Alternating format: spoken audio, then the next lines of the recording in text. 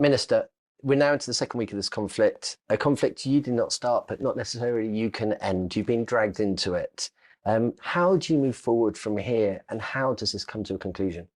Thank you, Toby, for having me. I think, as you've said, and you yourself live here with your family, life has pretty much gone back to near normal in the UAE. So we've had an incredibly challenging 14 days. We're 2 weeks into this conflict that, as you said, we did not want to be drawn into. In fact, we were very engaged in diplomatic efforts prior to this escalation to try and avoid a conflict in the region. But now that it has happened, I think the UAE has demonstrated 2 or 3 things.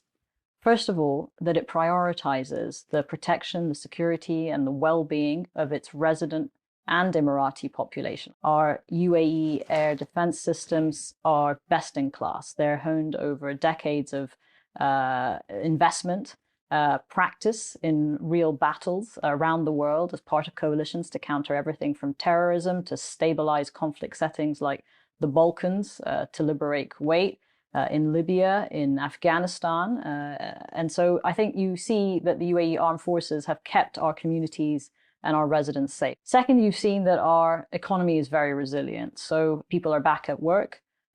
We will have a bounce back in our economy this year. I have no doubt about that. It is a safe place to work and do business.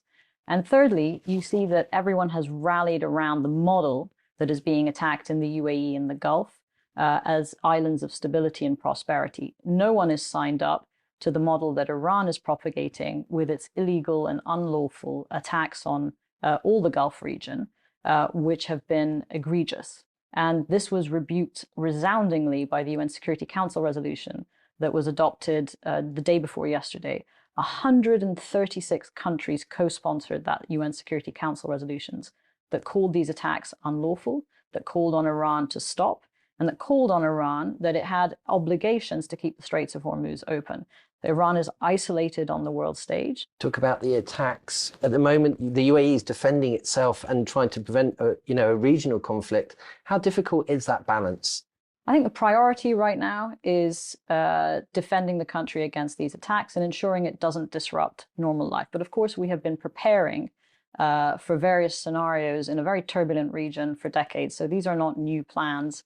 We have had contingency plans in place since prior to this point. You remember in Dubai, the Houthi attacks on the 17th of January in 2022. This kind of asymmetric warfare was something that we have built into our system.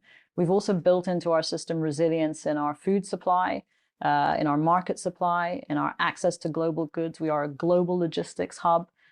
We connect destinations from Dubai, for example, to over 155 destinations around the world. Our economy is structurally sound and honed over decades. So I think you will see this economy and this country come through this stronger because we adapt. We're not only resilient, we adapt to crisis and we adapt to change. We take the safety and security of the 500,000 European residents, for example, who reside here, and I know that's a domestic audience that you are also speaking to, incredibly seriously. And I think our trade ties with Europe at 65 billion euros a year is a robust signal that we are also open for investment. So we're negotiating a free trade agreement with the European Union at the moment. European partners have come in to assist us and to also protect their own communities here in the UAE. I want to just touch on that European part that you mentioned. I understand from sources that, the French, the Italians and others are involved in those conversations with governments from the region. What has been your message to them? The Europeans have been incredibly supportive, not only because of the resident communities here that they are also trying to assist, but because of the strong partnerships and relationships that we have invested in over the years with European allies and partners. And so His Highness, the President, has received over 100 phone calls from around the world, but 41 countries actually from Europe co-sponsored this UN Security Council resolution 2817, and the EU has come out with a strong statement welcoming the adoption of this resolution. I think the High Representative, Kaja Kallas, has called for a meeting a couple of times with all of us in the region. We've had a number of dialogues with her. President Ursula von der Leyen has also had, at the head of state level, consultations with a number of us in the region and directly with His Highness Sheikh Mohammed. We're in constant touch. There's constant support. There is a lot of offers for assistance, and we're grateful for that partnership. And we are definitely doubling down on our engagement with Europe. In terms of Europe and the partners that are helping, without compromising national security or elements like that, how are you protecting the nation, and how are the international partners involved? We're in a state of high alert here in the UAE, but the partnerships are, I think, important as part of the grid and the layering, a multi-layering air defense system that we have here in place in the country. The primary brunt of the work is, of course, done by the UAE Armed Defense Forces, and I'd like to pay tribute to the incredible work they have been doing in keeping us all safe. But not just in keeping us safe, but in allowing our national airlines, Emirates and Ettihad, to go up to 50% return to normalcy in Emirates, for example, and Ettihad is also on its way up. You will see that in terms of stranded passengers, the majority who have wanted to leave have left. Many have chosen to stay and continue their holidays here. And the residents of the UAE, I think, have really rallied around the idea that this is their home. They have planted roots here. They feel protected by the government here, the government that also represents them. So I think all in all, we've had a challenging experience. But what our air defense system has shown is that it's best in class. You mentioned France, you mentioned Italy, the United Kingdom also, and others who have offered and who are coming into to work with us in this challenging time. But they're not coming in because they are protecting UAE interests. I think they're coming in because they recognize that UAE interests are, in fact, global interests. They're, of course, the wider regional stability of Europe and the Mediterranean is incredibly important. But globally, the Straits of Hormuz, a fifth of the world's energy supplies, passes through that narrow waterway. And this has an impact on not only global energy prices, but global food security and food supplies. The UN has estimated that there's been an 18% increase in their ability to give aid to those most in need in terms of food insecurity, for example, as a result of this. So Iran must not be allowed to hold the global economy hostage by its rogue state behavior. Now, obviously, you're one of many countries impacted here, but what role can the UAE play from both an energy perspective and perhaps food security too? Well, I think the UAE continues to be a global logistics hub in both all our ports and our airports, in our humanitarian city, for the supply of food and essential goods and humanitarian aid around the world. That's first and foremost, and that has not been and will not be interrupted by these challenges that Iran is posing to the region. Secondly, I think in terms of energy supply, we are a responsible and committed supplier to the global energy market, and we will continue to do what we can.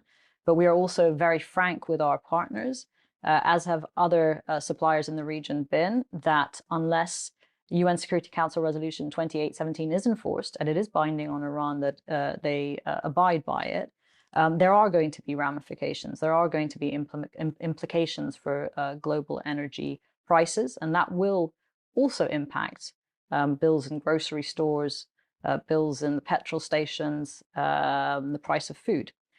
So it's important today that Europe understand, and this would be my message to my European friends and partners.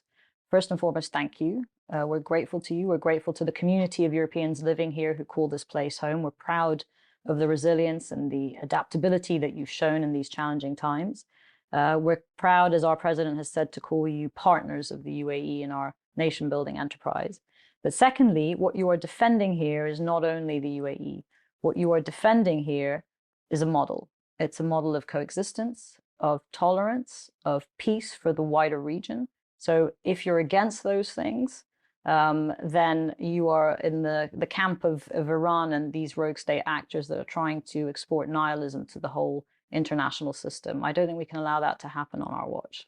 Do you think, in some ways, because obviously this has always been a nation of peace, it's a tourist destination, it's a business hub, in some ways, do you think what's happening now will change this country or this region forever? We grew from a pearl diving economy into a global exporter, not only of hydrocarbons, but of commodity, of foreign direct investment, of clean energy, of AI. We're a country that is looking to an AI future. We've got a $1.5 trillion dollar investment with the United States in AI data centers. We've got, similar investments in Europe, in Italy, and France in AI data centers. We're building those here. We're an economy of the future.